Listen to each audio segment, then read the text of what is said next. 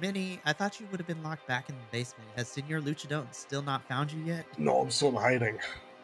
He doesn't know where I'm at yet. Okay, I'm surprised considering that I was on last week's Raw and he didn't even find out where I'm at. But, you know, Luchadon is not known for his intelligence, so... No, and I'm not going to tell him where you at. So we're gonna. So before he breaks down the door, so we should probably get to it. But hello, all you Bi-Conics wrestling nerds out there, and welcome to another rendition of the Raw Squad Reviews, your weekly WWE Monday Night Raw review. I am one of your hosts, Mikey. Joined with me this week, and for the second time in a row, Minnie, which I'm happy to have back as always. We're just going to get straight to it because there was a lot this episode. We want Cody. We want Cody. We want Cody. Let's just start there because, you know, we got a taste of how the rest of the night was going to go. So we start off this whole entire episode, Monday Night Raw, and we're going to kind of go beat by beat. So Seth comes out to kick off Monday Night Raw. Then, you know, Cody comes out. Essentially, Cody and Seth go back and forth with saying, look, Cody didn't say anything. To the chase. I've been in your place. Yeah, he was just standing there the whole time. I was just like, when I say back and forth, it was just mostly him listening to Seth. But Seth's like, look, I'm going to cut straight to the chase. I've been in your place before. Seth did his best to try to pivot from the fallout that was Friday Night SmackDown because Seth says to Cody, I need this match. I need to know I'm the best, and I need to test it against the best. And then Drew McIntyre comes out, and then basically Drew speaks to how everybody else on the internet is feeling. He says, I think I speak on behalf of everyone. What the hell is this? He showed his new CM Punk meme shirt with the tombstone that I love it too, with the tombstone saying CM Punk's 2024 WrestleMania is on the gray side, and then it's like Drew McIntyre's like face cropped onto a person's body, giving the peace sign in front of the tombstone, which was great.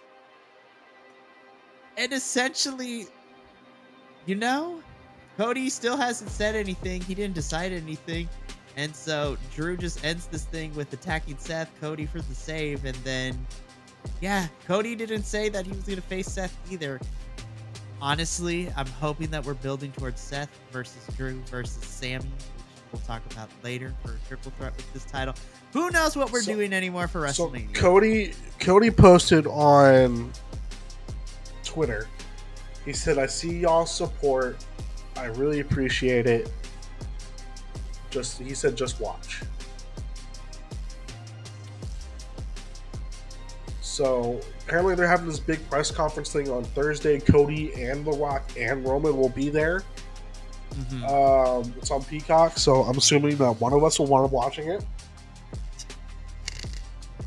Knowing us, we'll figure it out. Because I'll probably end up watching. Well, depending on what time. I think it's later in the afternoon. But yeah, I'll be at work. But I'm gonna try to watch as much of it as I can. But yeah. That's where I'm hoping we're going to get the answers we want, but you know, this is really big, this whole Cody versus Roman thing, when like George Kittle came out and was talking about it during the Super Bowl presser. I saw that. And it's been all over the internet and everybody's pissed. So if you listen to us and you're pissed about us, we understand it. Please stop with the death threats. Please. The Rock's daughter was getting death threats, so she's not even involved in it. Yeah, even Rain was getting death threats about this. Let's knock all that off. We can be pissed about it. We just take over the shows like we did for Daniel Bryan. Yes, exactly. But I mean, we saw a little bit of this too, because we saw people with the signs of hashtag we want Cody, the Rocky Sucks chants. I don't think I was seeing the WWE was not ready for the Rocky Sucks chants. Did you hear Michael Cole? Michael Cole, they're doing it, and Michael Cole goes, "What is this, 1996?" I know. We gotta love it. But yeah, Cody just not having to say anything. I am very excited for WrestleMania this year because of how unpredictable everything is. Obviously, injuries play a part in it, but everything is very unpredictable in terms of the main title matches and who and what we might end up getting on the card. But this will not be the last we see of Cody and Drew, because we'll talk about Cody when we get to our main event. So then, the next important thing that happens is that we have a fatal 4-way between DIY, the Creeds, the New Day, and who am I forgetting for the other one? Imperium. Oh, and Imperium. Because the winner of this match goes on to face Pete Dunne and Tyler Bate on SmackDown this Friday, and the winner of that tag. Did you hear that, match, Michael Cole? Pete Dunne. He messed it up and said yes. Butch, and he's like, wait, I mean Pete Dunne. Yes, I was like, bro, he has changed his name back to Pete Dunne for the last 2 weeks. If you watch you are on SmackDown, Michael Cole. You have no excuse. Also, I have questions after we're off air about what happened at Vengeance Day for NXT. Okay, me and you will talk off camera really quickly.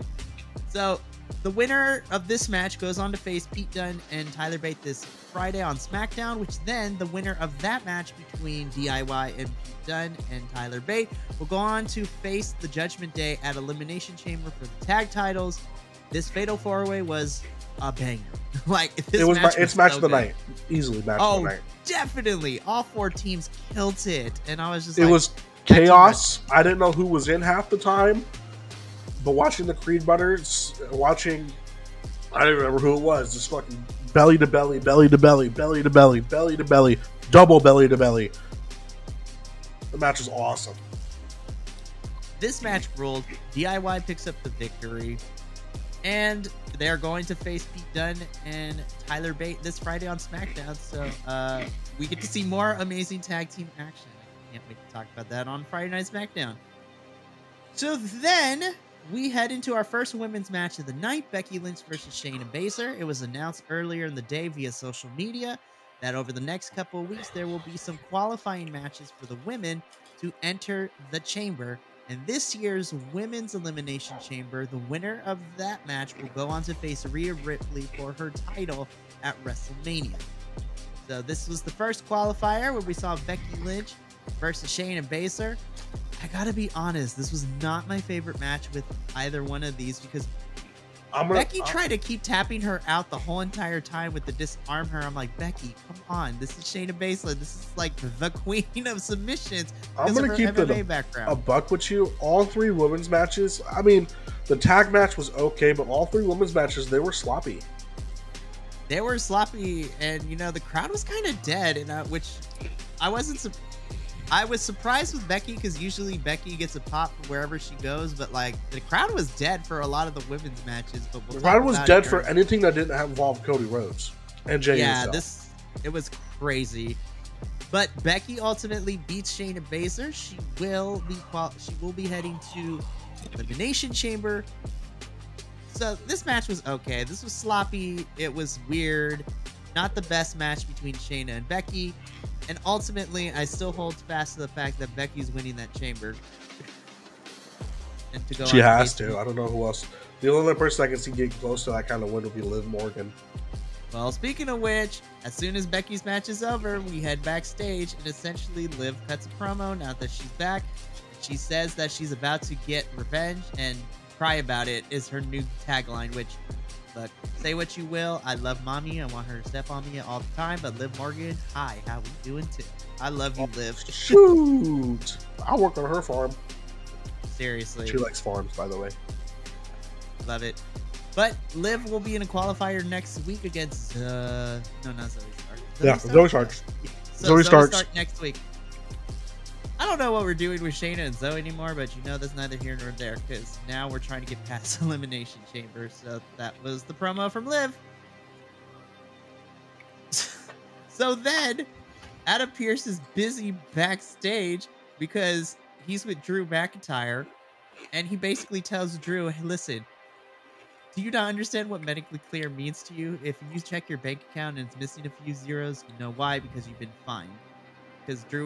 Because Drew attacked Seth, and so now he's getting fined. He just likes attacking her people, I guess. I guess. I mean, he attacked Punk. He attacked Seth. It's really, really crazy, I swear. So from here, we, again, I'm going to be fast forwarding a lot of the place because We got a time crunch here. It's pretty uneventful. Mommy is out. Yeah. 3 hours condensed into maybe 30 minutes, which is a good thing. From here, Rhea Ripley is not happy. Mommy is in the ring. She's not out here to talk about the qualifying matches for the Elimination Chamber. All she cares about is she wants to talk about Nia Jax because she wants to kick her in the face and she wants to knock her head off.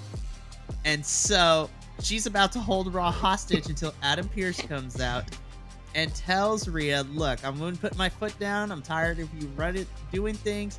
So you want Nia? You got it. At Elimination Chamber, it's going to be Rhea versus Nia for the... Who predicted that one? You did, sir. Damn right I did. She came out. I was watching with my mom, who doesn't watch wrestling. She did back in the 90s and stuff like that. But Nia Jax came out, and that's where my mom go, oh, that's a big girl.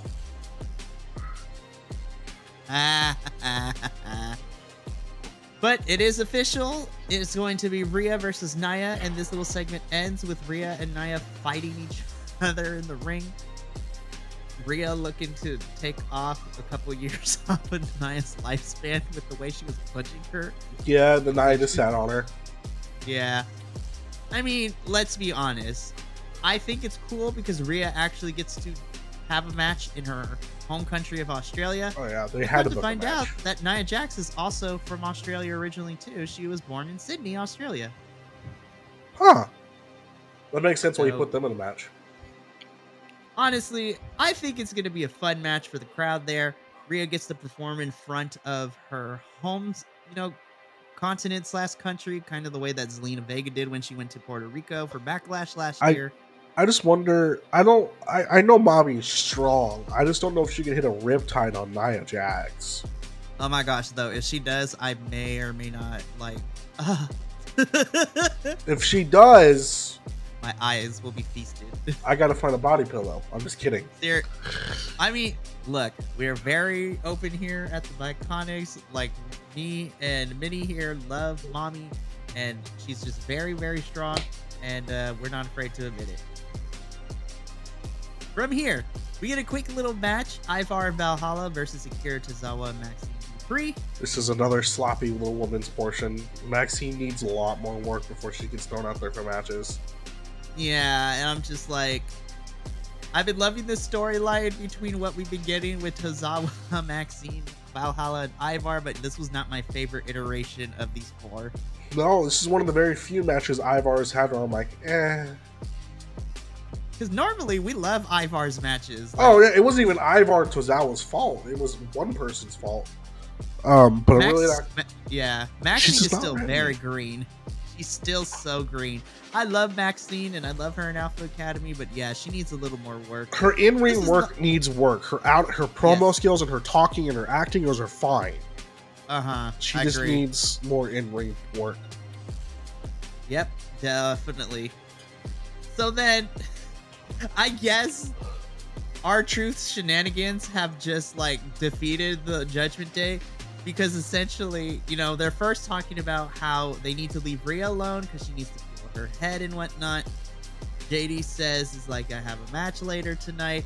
And then Truth comes in and JD's like, Truth, you're lucky I have a match next. I would have wiped the floor with you. And R-Truth is like, "¿Qué pasó? What's up, fam? You've been wiping the window seat." And I guess R-Truth is now in Judgment Day again. Because they gave up trying to beat him out and throw him out. They're just like, you know what? He's here. Let's just accept it. I think this is gonna end up in a match. There's gonna be an R-Truth versus Damian Priest or something at some point. It's got to at some point, man. It's got to. I love Truth so much, though. He makes everything so much fun. That he does. That he does. And he made it even more fun. So we get JD McDonough versus The Miz next. And R-Truth comes out to sell t-shirts. And then he decides, you know what, JD?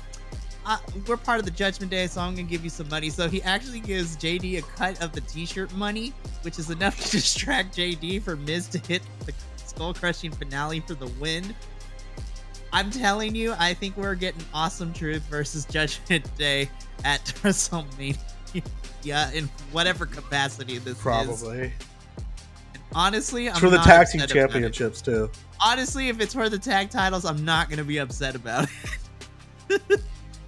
R-Truth is like one of the best things going on in comedy wise. And then things get even crazier. Adam Pearce is backstage, you know, with Imperium. Basically tells them y'all need to chill. You need to relax. And then Braun Breaker comes in because this is continuing from Friday Night SmackDown, where Nick Aldis was trying to sell, sign Braun.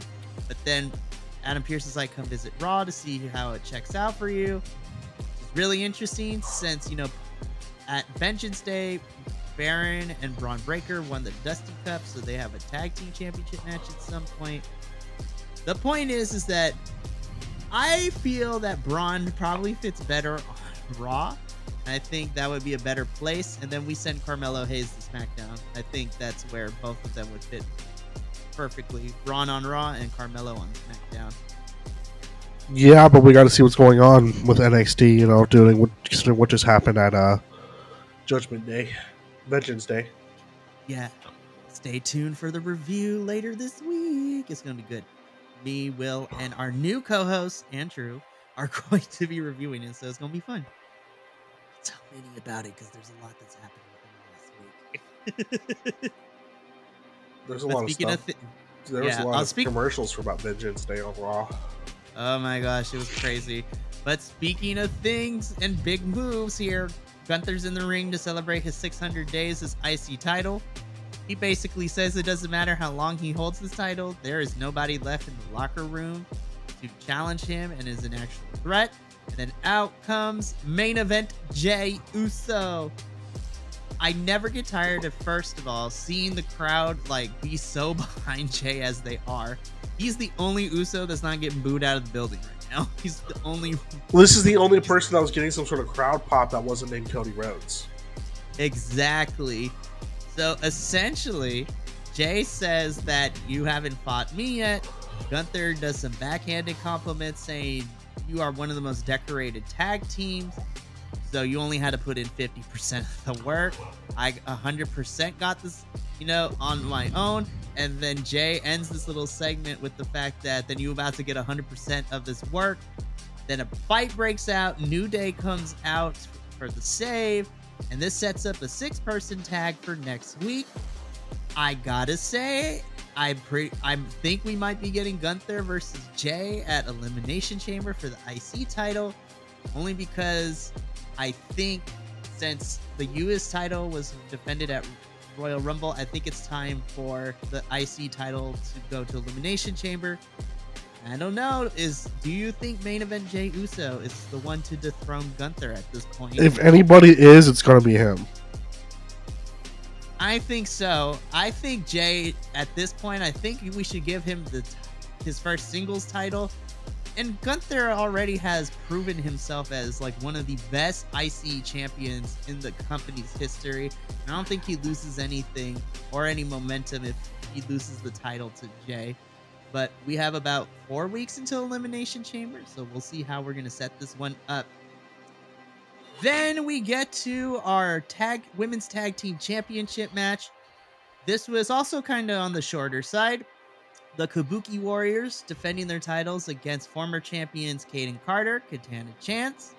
The crowd was really dead for this one. This one was a little bit more sloppier, not by much though. I still like their SmackDown championship match better from 2 weeks ago. But the one thing I will say is that these 4 women have amazing chemistry with each other. They know each other very well. But the crowd was dead with this one too. Yeah, that was kind of unfortunate, but it was the only women's match that was actually good. Didn't feel as bad, but there was still a couple sloppy moments in it. But yeah, this was, to be honest, I thought Bayley was going to come out and interrupt it and make the Kabuki Warriors lose. I thought that was going to happen, but it didn't. So I was kind of disappointed there. But I think Asuka and Kairi are holding on to these titles up until WrestleMania because I think they're going to be involved in something at Mania. So we shall see. The Kabuki Warriors retained the titles. I thought this was probably the best women's match we got tonight. But yeah, the crowd was still dead on this one. Okay, so now, normally, one of us is not necessarily a promo person. But I have to say, I would love your thoughts because I actually really enjoyed what we got next. So we get like a taped promo interview with Sami Zayn. And the whole through line is he's not an underdog anymore. He's a contender. He's coming for that title. I still love Sami Zayn. I love him. I really, really do.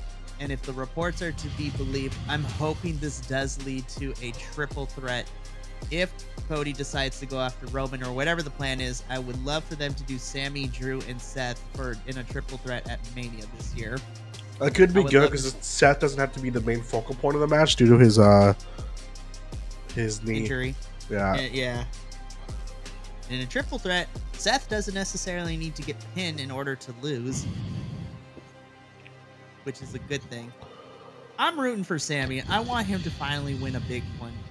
I think it's long overdue for all the work he's put in with being part of the bloodline. Then him and KO had the tag championship run. I would love to see Sami finally get a singles main roster win. I would love to see him as the world heavyweight champion, but you know, that's just me. And it's a way for the babyface to be able to beat a babyface for a title. Yeah. So we get our matches. Some of the matches announced for next week. We get The New Day and Jey Uso versus Imperium, R-Truth versus JD McDonough, and in a women's Elimination Chamber qualifier match, Liv Morgan versus Zoe Stark. I think we know Liv is going to win, but they have swerved us before, so who knows? So then, okay, so like, I love Cody, I love Shinsuke, but when they announced that we were going to get a bull rope match with Cody versus Shinsuke, I was like, now we're just spinning our wheels because what? I was like, I thought we were done with Cody and Shinsuke, but obviously not. So in the main event this week, Cody Rhodes versus Shinsuke Nakamura in a bull rope match. This was fine.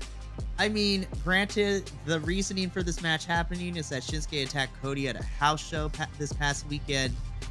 But this screamed to me, we're still trying to figure out how to deal with all the backlash that happened on Friday Night SmackDown. So we need to put Cody out in front of the people. And this is the second part of the night where the crowd took over because we want Cody, and Cody receives a big pop. And I think this is the loudest whoa on television that I've ever heard in my life. Oh, it was so loud. Oh my gosh. I was like, I don't even know what we're doing anymore. But of course Cody was going to win a bull rope match. I'm like, come on now. Oh, a match that my dad made? I absolutely will be winning that match. I'm just like, look, I know it sounds like I'm taking a hot dump all over this match, but this match was fine. But I was just like, shout out to Shinsuke for his like, all right, I'll lose to Cody again, I guess. Shinsuke needs to get some wins. Seriously, Shinsuke has done nothing but lose. He lost to Seth twice when he was going after the title. He lost to Cody in the weakest Extreme Rules match that I ever saw on Monday Night Raw. And then he loses to Cody again in a bull rope match. Shinsuke needs to win, man. What happened? You can't be giving Shinsuke the anime villain edit.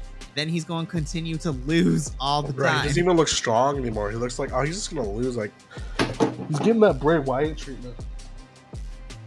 May he rest in power. Right. It's ridiculous. Then after the match, we end Monday Night Raw this week with Drew McIntyre attacking Cody. And the other thing to point out, too, that I forgot to mention during the whole Seth, Drew, and Cody promo is that Drew told Cody that he needs to go finish his story. I'm like, yes, Drew, you are speaking for the rest of us. I was like, bro, we need to figure out what's going on. But Drew attacks Cody and kind of just leaves him there. Sami comes out for the save, and this is how we end Monday Night Raw this week with Sami saving Cody from a Drew McIntyre beatdown. So, Minnie, we quickly got through this. So now let's get into our final thoughts and ratings. So how would you, what final thoughts and what do you grade this week's Raw? So like, I'm gonna give it like a 5. Matches felt sloppy. It just wasn't. The promos were alright, but kind of got bored this Raw. Yeah, I feel like this Raw, outside of the whole WrestleMania builds kind of being thrown for a loop with Rock coming back into the picture. I also feel that outside of the tag team championships and the fact that we're getting the women's elimination chamber, I don't even think, and we got confirmation it's going to be Rhea versus Nia for the title. I feel that we're still trying to figure out what else to put on the card for elimination chamber, because there's no word if we're even going to have a men's chamber this year either. Like, we haven't even started that. I was just like, I feel that we were going to get a men's chamber, but with Punk getting hurt, and who knows what's happening with Rock and Roman, I don't even know if we're even going to get a men's chamber, which would suck. I want a men's chamber. I'm happy we're getting the women's one, don't get me wrong, but it feels weird not to have a men's chamber. It's like if we had no women's War Games match at War Games. I feel like we are going to get a men's chamber. I just don't think they're pushing it yet. And I'm trying to figure out if we do. Oh, no, it's going to be a SmackDown thing. Oh. Because Rumble is... Oh, wait, no. It's going to be a Raw thing because SmackDown took over the non-Rumble matches. Uh-huh. So it's going to be a Raw thing. I just don't know what they're going to do for it yet. We'll see what happens with all this. But yeah, I have to agree with you, my friend. I'm going to give this like a 5. Like a meh out of 10. It wasn't horrible. Like, listen, the Fatal 4-Way to see who faces Pete Dunne and Tyler Bate on this upcoming Friday on SmackDown was the best match of the night. I'm excited for the prospect of Jay versus Gunther, but everything else was just okay. Like, I wanted more from Becky versus Shayna. The Women's Tag Team Championship match was done dirty because the crowd didn't react to it very, very strongly. And the other matches were just okay. But, we have about 3-4 weeks until Chamber and then 8 weeks until WrestleMania. So we're about to be in the thick of it, my friend. So we shall see what happens, but that is going to conclude this week's episode of the Raw Squad review. Tune in next week where me and, depending if Senor Lucha doesn't find Minnie in his bunker somewhere, I will be back, and who knows who I will be joined with next week. But if you enjoy what we do here, make sure to check out all the other stuff we have here at the Bi-Conics Wrestling Podcast here on YouTube. Hit that subscribe button and bell notification, and, just check out a couple of our stuff there. It's great. You can follow us all over the social medias at BC WrestlePod for notifications when we have videos up, some fun memes, some great clips. We pretty much are just trying to provide good content and fun for everyone. And, of course, if you cannot commit to seeing our beautiful faces on a daily basis with our videos, you can now take us with you on the go because we have audio versions of our reviews as well. So let our voices carry you through a long day at work. If you need something to play while you're studying for that midterm, or if you are taking care of business on the porcelain throne, we don't care. We just want you to hear our beautiful voices carry you through whatever task you got going on. That is going to be it for us this week for Raw Squad. From myself and Minnie and the rest of the Bi-Conics boys, remember, take care of yourself, love one another, and as always, stay Bi-Conic, all you guys, gals, non-binary pals, he, she, theys, and gays of the internet. We will see you next week for another Raw review. But until then, ta-ta for now. Thank you so much for tuning in to another Vibe Tribe production. What's gonna happen next time? Well, you're gonna have to tune in to find out. But until then, remember, take care of yourself, love one another, and as always, make sure that you keep the good times rolling. Thank you for being here, and we'll see you next time.